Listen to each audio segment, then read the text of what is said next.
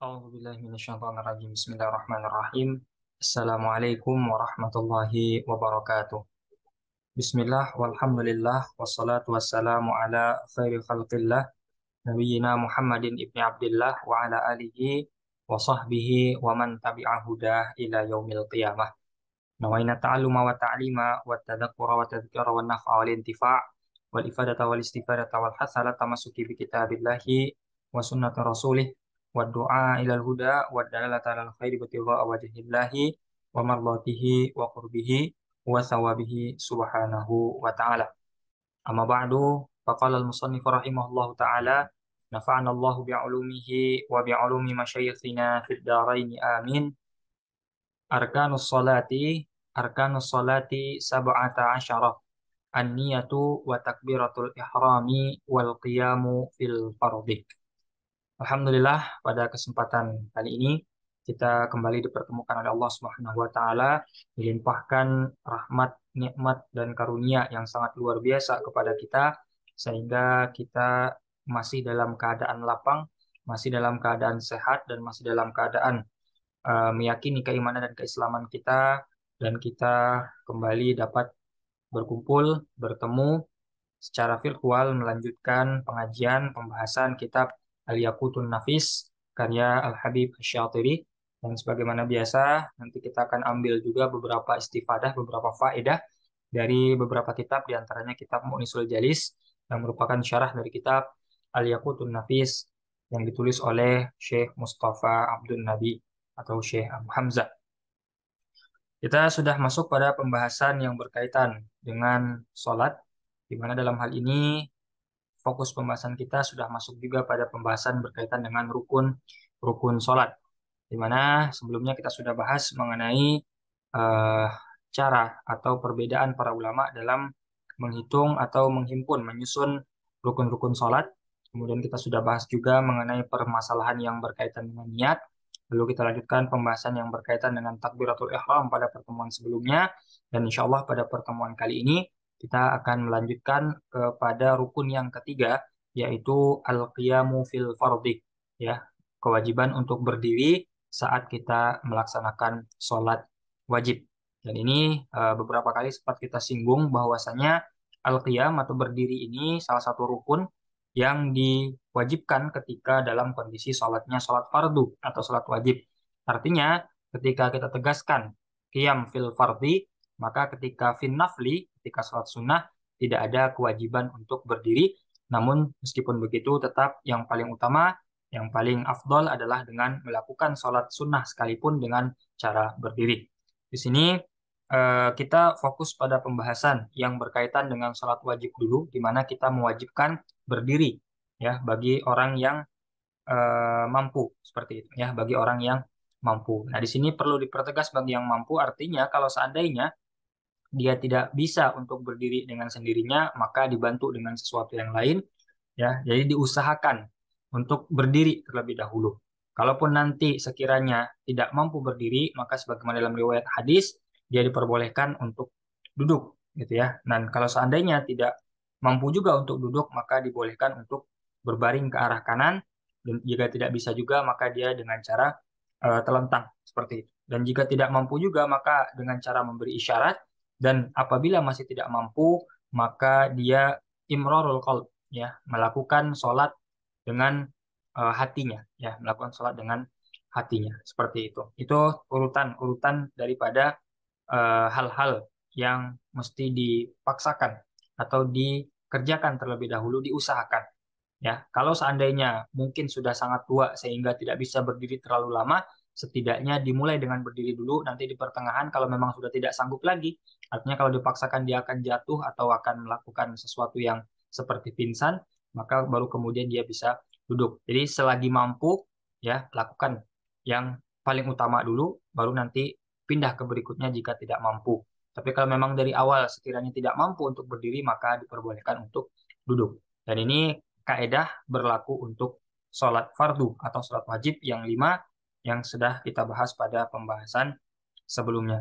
Dan yang disebut dengan berdiri ini adalah berdiri tegak, ya, sehingga ketika dalam kondisi semacam itu orang tidak menduga atau tidak menyatakan bahwasanya kita sedang condong, entah itu condong ke depan atau ke belakang. Jadi berdiri tegak, ya, berdiri tegak, ya, berdiri tegak. Kemudian jika seandainya ya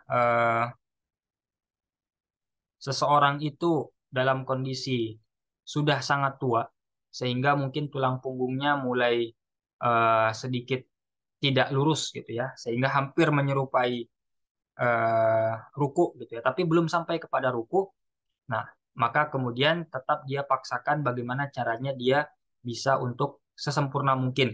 Ya, kalau tidak bisa dipaksa lagi untuk lurus, maka dalam kondisinya saat itu, seperti saat itu, meskipun agak sedikit membungkuk menjelang menjelang ruku seperti itu. Jadi memang harus dipaksakan dalam keadaan yang sempurna semampunya, ya, semampu orang yang melakukan. Tidak serta-merta ketika tidak bisa sedikit langsung duduk, ya, langsung kemudian eh, berbaring, langsung kemudian terlentang, tidak. Tapi diupayakan, diusahakan untuk mencapai yang paling sempurna dulu.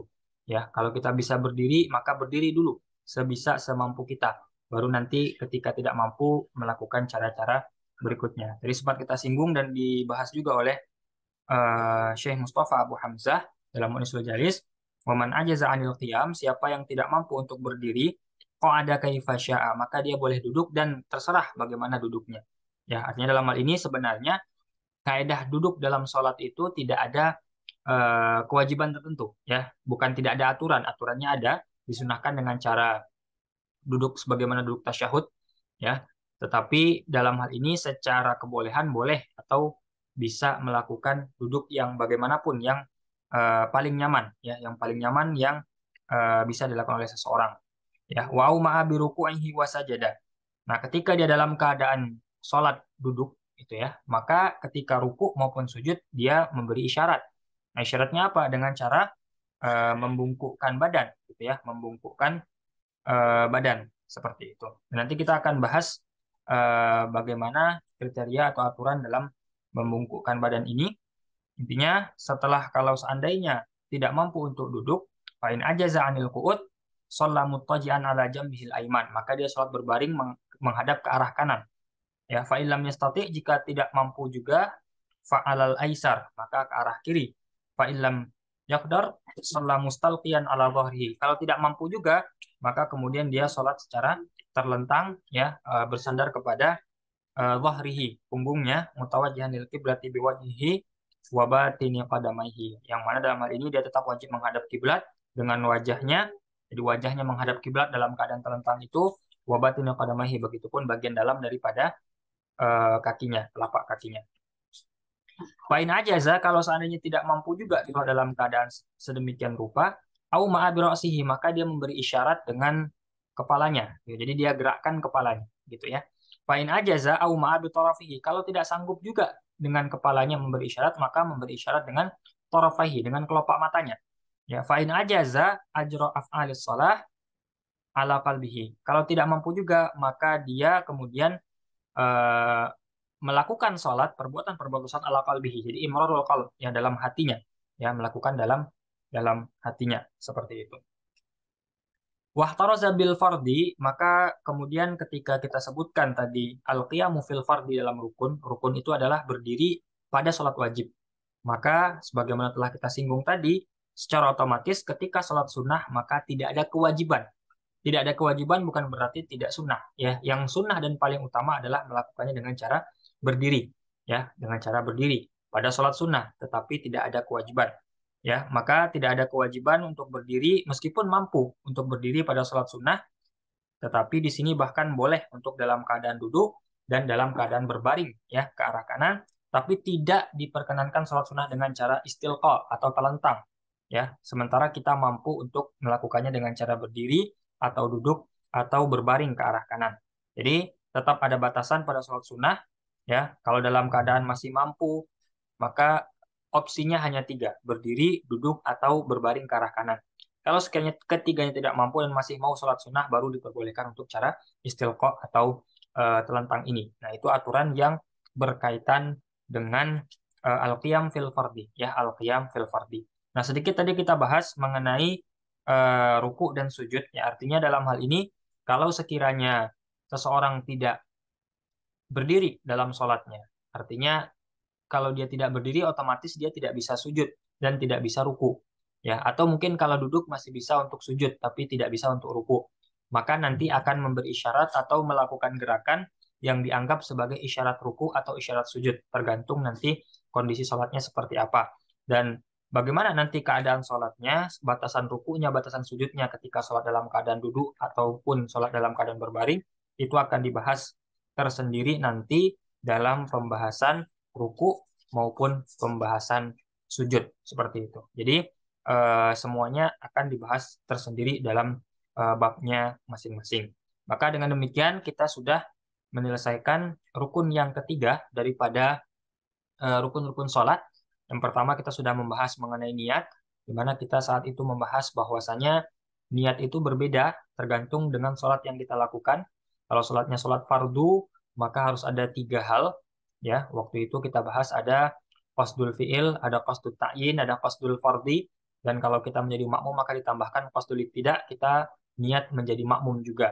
Tetapi kalau sholat sunnah yang punya sebab atau punya waktu, maka qasdu al-fi'il dan qasdu at-ta'yin sudah dianggap cukup. Adapun kalau sholat sunnah mutlak, maka cukup dengan qasdul fi'il saja. Kemudian kita juga sudah membahas mengenai takbiratul ihram, di mana takbiratul ihram adalah takbir yang kita lafazkan, ya, lafaz Allahu Akbar yang kita lafazkan di awal sholat, memulai sholat. Dinamakan dengan takbiratul ihram karena kita haram atau tidak boleh melakukan sesuatu yang sebelum takbiratul ihram itu boleh kita lakukan.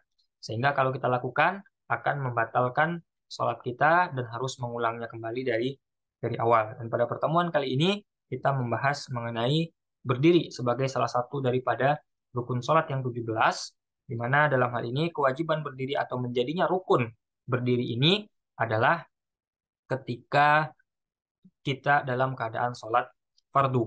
Nah, ketika dalam keadaan sholat fardu, maka kita harus mengusahakan untuk berdiri. Jika tidak mampu, maka boleh duduk. Jika tidak mampu, maka boleh berbaring ke arah kanan. Jika tidak mampu, berbaring ke arah kiri. Jika tidak mampu, boleh telentang, ya, dengan bersandar kepada punggung. Kalau tidak mampu, maka memberikan isyarat, ya, sholat dengan cara isyarat menggunakan kepala. Jika tidak mampu, memberi isyarat dengan kelopak mata. Jika tidak mampu juga, maka sholat dengan hati. Artinya seolah-olah kita sedang sholat tapi hati yang bergerak seperti itu. Nah, adapun kalau untuk sholat sunnah maka tidak ada kewajiban untuk sholat dalam keadaan berdiri. Boleh sholat sunnah dalam keadaan berdiri, boleh dalam keadaan duduk, boleh dalam keadaan berbaring ke kanan dan ke kiri. Tapi tetap yang lebih utama adalah dengan cara berdiri.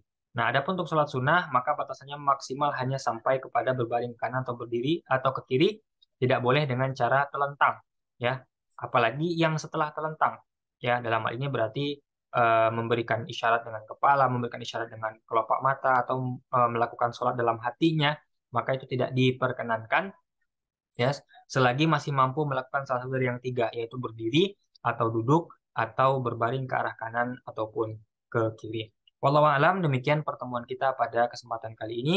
Mungkin tidak banyak yang kita bahas pada pertemuan kali ini, semoga bermanfaat. Naktafi bihadzal qadar. Wassallallahu ala sayyidina Muhammadin wa ala alihi wa sahbihi wasallam. Walhamdulillahi rabbil alamin. Akhirul kalam wabillahi taufiq wal hidayah. Wassalamualaikum warahmatullahi wabarakatuh.